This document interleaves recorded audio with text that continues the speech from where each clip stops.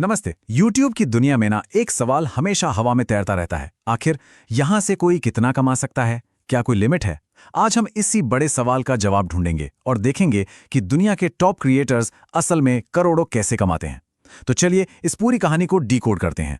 तो सवाल एकदम सीधा है, YouTube से होने वाली कमाई की असली सीमा क्या है? क्या ये कुछ हजार रुपए हैं या लाखों? या फिर ये आंकड़ा इतना बड़ा है कि हमारी कल्पना से भी परे हो? ये वो एक सवाल है जो हर नए और पुराने क्रिएटर के मन में जरूर आता है। चलिए आज इसका जवाब ढूंढते हैं। जरा इस नंबर को देखिए, लगभग $85 मिलियन। और जानते हैं ये क्या है? ये किसी एक टॉप यूट्यूबर की सिर्फ एक साल की, जी हाँ, सिर्फ एक साल की अनुमानित कमाई है। सुनने में ये बिल्कुल नामुमकिन सा लगता है ना? लेकिन ये सच है। सवाल यह है कि कोई सिर्फ वीडियो बनाकर इतनी बड़ी रकम कैसे कमा सकता है? इसको समझने के लिए हमें थोड़ा गहराई में जाना होगा। तो इस करोड़ों की कमाई वाली पहेली को सुलझाने के लिए सबसे पहले यह समझना होगा कि YouTube पर पैसा आता कहां से है। मोटे तौर पर देखें तो कमाई के 4 मेन रास्ते हैं जो हर क्रिएटर के लिए खुले हैं।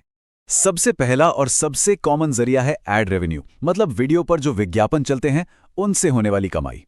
दूसरा है स्पॉन्सरशिप्स, जब कोई ब्रांड आता है और कहता है हमारा प्रोडक्ट प्रमोट कर दो। तीसरा है मर्च एंड प्रोडक्ट्स, यानी अपना खुद का सामान बेचना। और चौथा है फैन सपोर्ट, जहां लोग सीधे अपने पसंदीदा क्रिएटर को सपोर्ट करते हैं। अब एड रेवेन्यू की बात करें तो एक शब्द बहुत जरूरी है, CPM, यानी कॉस्ट पर मिल। इसका सीधा सा मतलब है कि एडवर्टाइजर्स हर 1000 व्यूज के लिए कितने पैसे देते हैं। और यही वो चीज है जो कमाई में जमीन आसमान का फर्क ला सकती है। पता है क्यों? क्योंकि ये रेट हर देश और हर टॉपिक के लिए अलग होता है। जैसे अमेरिका का CPM इंडिया से कई गुना ज्यादा हो सकता है। तो कमाई के तरीके तो समझ आ गए, लेकिन अब आते हैं असली मुद्दे पर। अलग अलग साइज के चैनल्स आखिर कितना कमा लेते हैं? चलिए एक एक करके सफलता के इस सीढ़ी पर चढ़ते हैं। शुरुआत करते हैं छोटे चैनल्स से। मान लीजिए जिनके 50,000 से 5 लाख सब्सक्राइबर्स हैं। ऐसे चैनल्स सिर्फ एड रेवेन्यू से ही हर महीने लगभग 1 लाख रुपए तक कमा सकते हैं। एक अच्छी शुरुआत के लिए ये बुरा नहीं है। अब आते हैं मीडियम चैनल्स पर, जिनके सब्सक्राइबर्स 5 लाख से 10 लाख के बीच हैं। यहां से ना कमाई का आंकड़ा जोरदार छलांग लगाता है। ये महीने के 5 लाख या उससे भी कहीं ज्यादा हो सकता है। यहां से गेम सच में सीरियस होने लगता है। और फिर आते हैं YouTube की बड़ी लीग में, यानी वो चैनल जिनके 10 लाख से ज्यादा सब्सक्राइबर्स हैं। सिर्फ विज्ञापनों से इनकी कमाई महीने के 5 लाख को तो चुटकियों में पार कर जाती है। लेकिन रुकिए, असली कहानी तो अब शुरू होने वाली है। ये तो पूरी पिक्चर का बस एक छोटा सा हिस्सा है।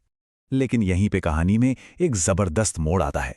ये जो एड रेवेन्यू के नंबर है ना, ये तो बस समझिए कि समंदर में तैरते हुए बर्फ के टुकड़े का वो हिस्सा है जो ऊपर दिखता है। असली दौलत, वो करोड़ों की कमाई, तो सतह के नीचे छिपी है। और उसका राज विज्ञापनों से कहीं ज्यादा बड़ा है। और अब वो पल जिसका हम सबको इंतजार था। चलिए देखते हैं कि दुनिया के सबसे अमीर यूट्यूबर्स कौन हैं और कौन है इस खेल का असली बादशाह। तो लिस्ट में सबसे ऊपर कोई शक नहीं, मिस्टर बीस्ट। लगभग $8.5 मिलियन की सालाना कमाई। उनके ठीक पीछे हैं धर्मान, Jake Paul, rate and link और रायन काजी। मतलब सबके सब करोड़ों में खेल रहे हैं। लेकिन यहां एक सबसे जरूरी बात है, ये कमाई सिर्फ यूट्यूब से नहीं आ रही, ये उनके पूरे बिजनेस एम्पायर की कमाई है।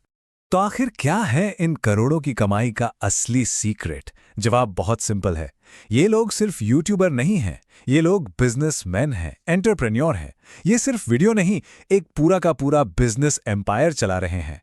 इसका सबसे बड़ा उदाहरण है मिस्टर बीस्ट। उनके जो क्रेजी चैलेंज और गिव अवे वाले वीडियोस हैं ना, वो असल में उनके दूसरे बिजनेसेस के लिए फ्यूल का काम करते हैं। जैसे उनकी अपनी चॉकलेट ब्रांड फीस्टेबल्स और burger chain mister beast burger. मतलब कंटेंट ही मार्केटिंग है। अब धर्म मन को देखिए, उनका मॉडल एकदम अलग है। वो प्रेरणा देने वाली छोटी छोटी फिल्में बनाते हैं जो इतनी ज्यादा शेयर होती हैं कि बड़े बड़े ब्रांड्स उन्हें स्पॉन्सर करने के लिए लाइन में खड़े रहते हैं। और यही उनकी कमाई का सबसे बड़ा जरिया है। जेक पॉल की स्ट्रैटेजी तो पूरी तरह से अलग है। वो अपनी यूट्यूब की पॉपुलैरिटी को एक लॉन्च पैड की तरह इस्तेमाल करते हैं, लोगों का ध्यान खींचने के लिए। पर कहाँ, प्रोफेशनल बॉक्सिंग की दुनिया में। उनके बॉक्सिंग इवेंट से करोड़ों की कमाई होती है। नेट एंड लिंक ने तो अपने डेली टॉक शो के आसपास एक पूरी मीडिया कंपनी ही खड़ी कर दी है। वो अपना खुद का मर्चेंडाइज बेचते हैं और उनके पास सालों से टिके हुए लॉन्ग टर्म स्पॉन्सर्स हैं। ये एक बहुत ही स्टेबल बिजनेस मॉडल है। और रायन काजी, भले ही उम्र में छोटे हैं, लेकिन उनका बिजनेस बहुत बड़ा है।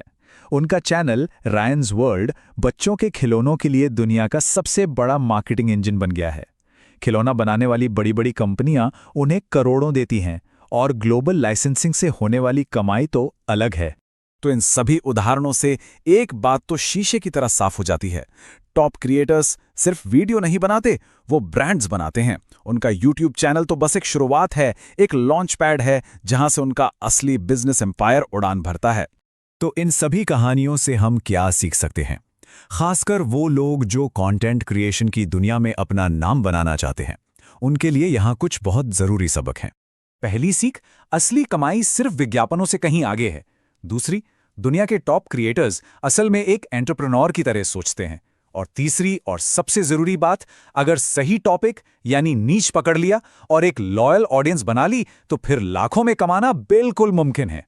तो आखिर में एक सवाल खुद से पूछना बनता है, वो कौन सा टॉपिक या नीश है जिसके इर्द गिर्द एक पूरा ब्रांड खड़ा किया जा सकता है? इस पर सोचना बहुत जरूरी है, क्योंकि कहते हैं ना, हर बड़े सफर की शुरुआत एक छोटे से आइडिया से ही होती है।